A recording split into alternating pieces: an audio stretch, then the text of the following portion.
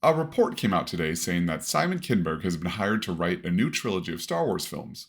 Whether these movies will be a new trilogy or a continuation of the saga, meaning episodes 10, 11, and 12, we don't know. So, who is Simon Kinberg?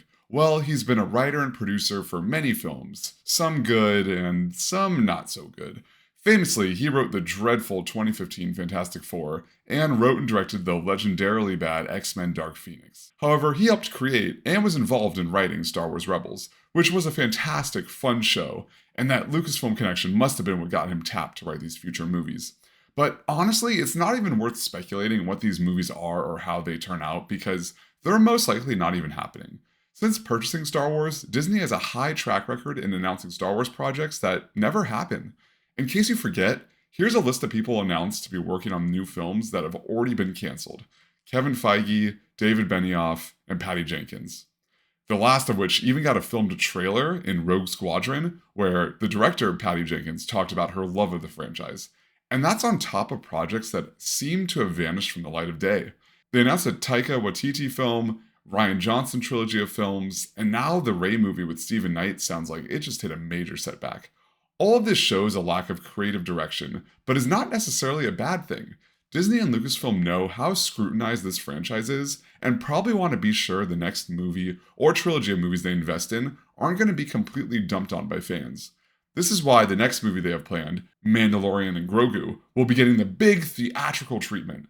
It feels like a safe bet for them, and they want the public perception of the franchise to gain positivity. I mean, who doesn't love Baby Yoda? But the bigger problem with all this is that Disney and Lucasfilm need to stop announcing these projects without even having started writing a script. These are all stories about starting the development process on movies, which by no means guarantees a green light. I know a lot of studios do this, and it's hard to keep it a secret, but imagine if they waited to announce projects until they had a script completed, an actual idea of what the movie's going to be, before they make it public.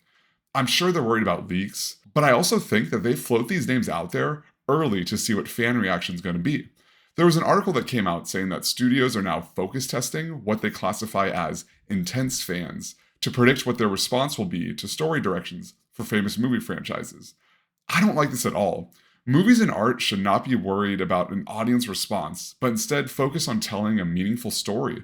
You can tell the studio heads are looking for easy ways to make money, but that's just not how successful movies should be made, from a place of fear. They should be made hoping to fill the audience with wonder and spectacle, and to show us new exciting things. They should remember where Star Wars came from and how it was first made. That being said, would you want to see episodes 10, 11, and 12? I think that original saga should be left as is, and they should make other stories. If you like this video, leave a like, and click here for more videos that explore all things sci-fi, fantasy, and horror.